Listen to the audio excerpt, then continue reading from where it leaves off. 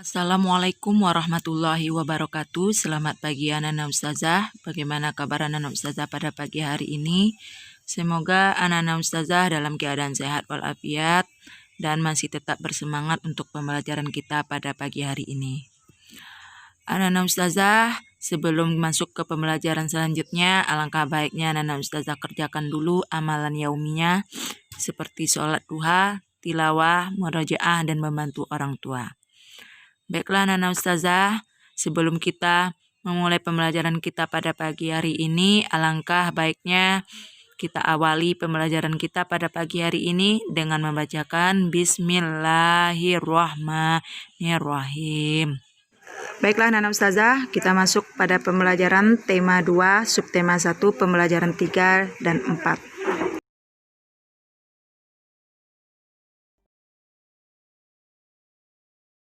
Akan menyampaikan tujuan pembelajaran kita adalah supaya siswa dapat 1. Memahami pengertian dari hak, kewajiban, dan tanggung jawab.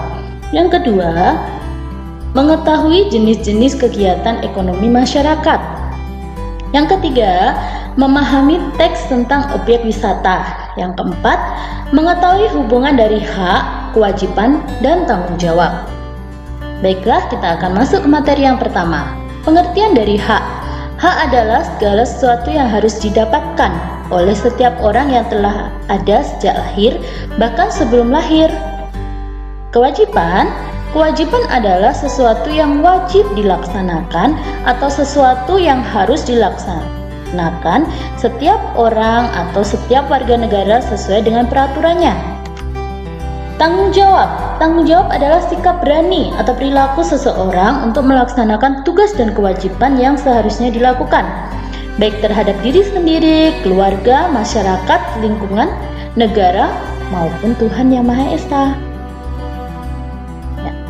Tanggung jawab dibedakan menjadi beberapa jenis, yaitu sebagai berikut. Yang pertama, tanggung jawab terhadap diri sendiri. Contohnya, menjaga kebersihan diri sendiri, mengerjakan sesuatu tanpa diminta, tidak berbohong dalam melaksanakan berbagai tugas, menjaga hubungan baik dengan teman, memiliki kesadaran belajar karena sebagai siswa tanpa harus diminta. Yang kedua, tanggung jawab terhadap keluarga. Contohnya, seorang ayah bertanggung jawab memberi nafkah kepada istri dan anaknya. Seorang ibu bertanggung jawab dalam merawat anaknya. Seorang anak bertanggung jawab menghormati orang tuanya dan menjaga nama baik keluarga.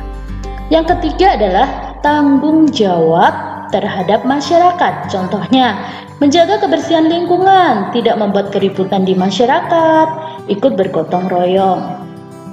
Keempat, tanggung jawab kepada bangsa negara. Contohnya, menjaga ketertiban bangsa dengan tidak melakukan tawuran, menaati aturan yang ditetapkan oleh negara. Yang kelima, tanggung jawab terhadap Tuhan. Contohnya, beribadah sesuai ajaran agama yang dianut, menjalankan perintah Tuhan, dan menjauhi larangannya. Kemudian kita akan masuk ke materi muatan pelajaran IPS, di mana kali ini kita akan belajar jenis usaha kegiatan ekonomi masyarakat. Yang pertama ada namanya pertanian. Indonesia dikenal sebagai negara agraris karena banyak penduduknya bermata pencaharian sebagai petani. Hal ini juga disebabkan karena berbagai jenis tanaman tumbuh subur dan menghasilkan banyak bahan pangan.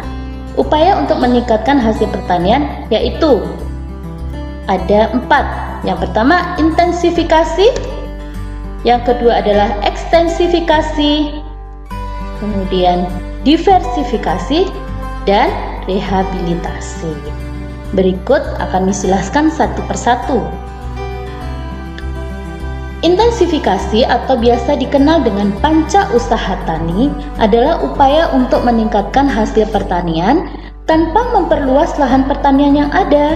Caranya, penggunaan pupuk, bibit unggul, pengairan, pemeliharaan, dan penyuluhan. Ekstensifikasi yaitu usaha meningkatkan hasil pertanian dengan memperluas lahan. Diversifikasi yaitu usaha meningkatkan hasil pertanian dengan cara memperbanyak jenis tanaman pada suatu lahan pertanian. Rehabilitasi yaitu usaha meningkatkan hasil pertanian dengan memperbarui cara-cara pertanian yang ada atau mengganti tanaman yang tidak produktif lagi. Kemudian jenis kegiatannya yang kedua adalah perkebunan. Perkebunan adalah kegiatan penanaman lahan menggunakan tanaman keras dengan umur lebih dari 6 bulan. Tanaman perkebunan dibagi menjadi dua, ada tanaman musiman, tanaman itu berumur pendek, dan tanaman tahunan itu berumur panjang. Contoh tanaman musiman adalah tebu, tembakau, dan rosella.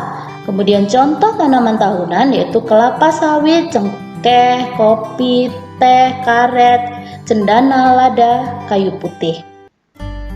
Untuk perkebunan sendiri dibedakan menjadi dua jenis, yaitu perkebunan rakyat, yang artinya perkebunan yang dikelola oleh rakyat, dan perkebunan besar biasanya dikelola oleh pemerintah, menanam karet, kelapa sawit, dan tebu. Hasil perkebunan ini ditujukan untuk ekspor sehingga menghasilkan devisa. Yang ketiga jenis usaha ekonominya peternakan. Peternakan adalah kegiatan usaha budidaya hewan yang diambil hasilnya. Hasil peternakan terdiri dari daging, telur, susu, kulit, dan bulu. Peternakan dibedakan menjadi tiga, yaitu peternakan hewan besar, biasanya dikelola oleh pemerintah atau pengusaha, contohnya peternakan sapi, kerbau, dan kuda. Yang kedua, peternakan hewan kecil biasanya dikelola oleh penduduk setempat, contoh peternakan kambing, domba, kelinci, dan babi. Yang ketiga adalah peternakan unggas, biasanya dikelola oleh penduduk setempat, contoh peternakan ayam, bebek, burung puyuh, dan lain-lainnya.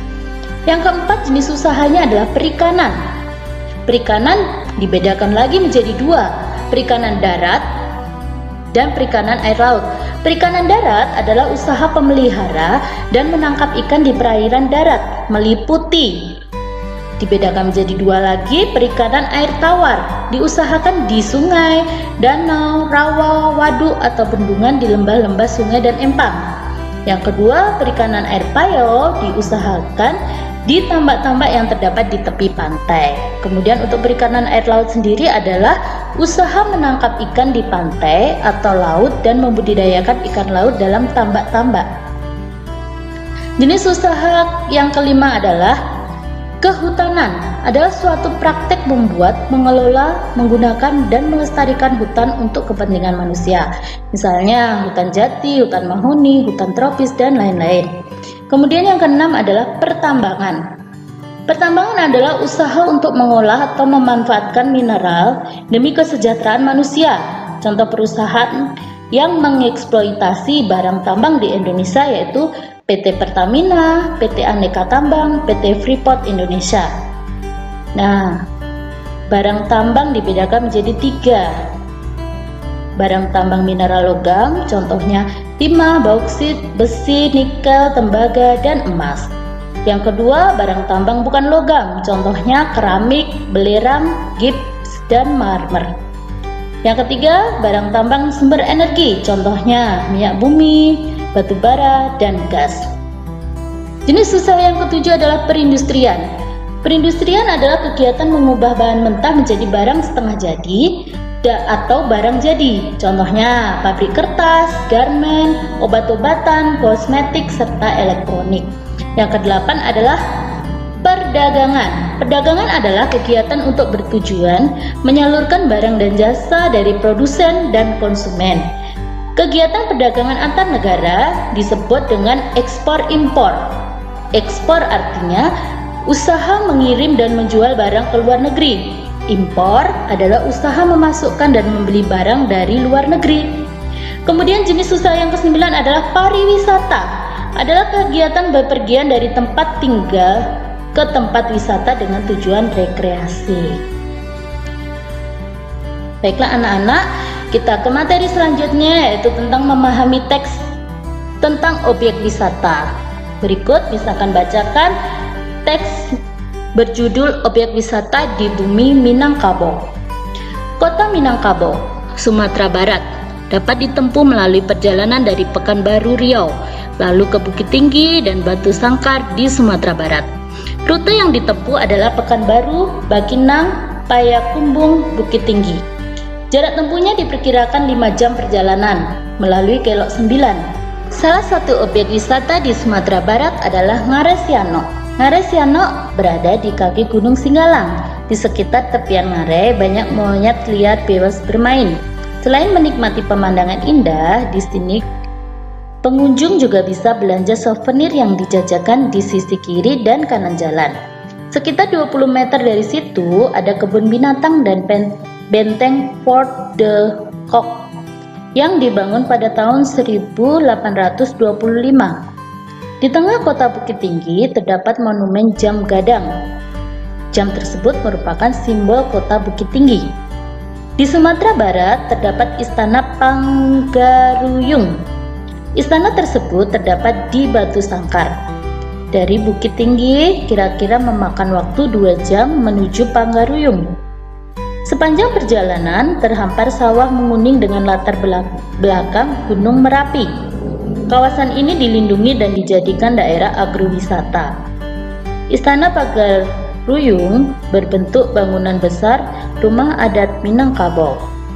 Bangunan ini merupakan duplikat istana yang aslinya 2 km dari lokasi yang sekarang. Bangunan aslinya sendiri sudah terbakar. Di dalam istana terdapat kamar-kamar yang dilapisi dengan pintu-pintu dan kain tenun Minang dan sutra warna-warni.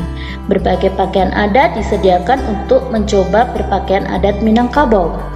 Bacaan yang sudah Miss bacakan ini dikutip dari majalah favorit jilid 3 tahun 2004. Nah anak-anak, setelah kalian membaca dan mendengarkan teks objek wisata yang ada di layar, berdasarkan teks objek wisata di Bumi Minangkabau yang telah kita baca, kamu mengetahui salah satu jenis usaha, yaitu usaha pariwisata.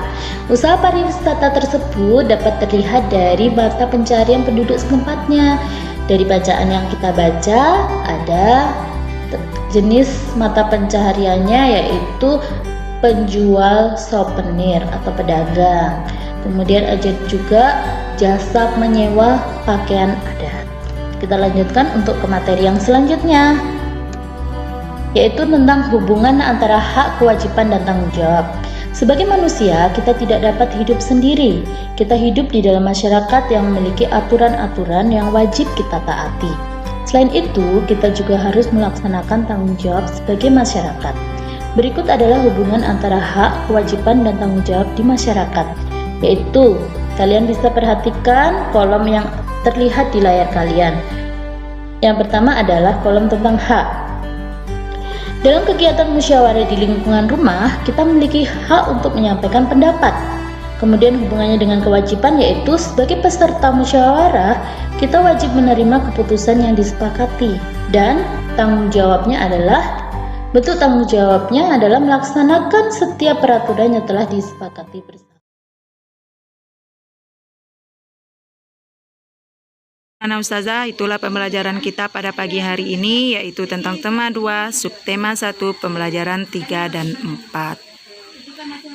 Ustazah sudahi dengan Assalamualaikum warahmatullahi wabarakatuh.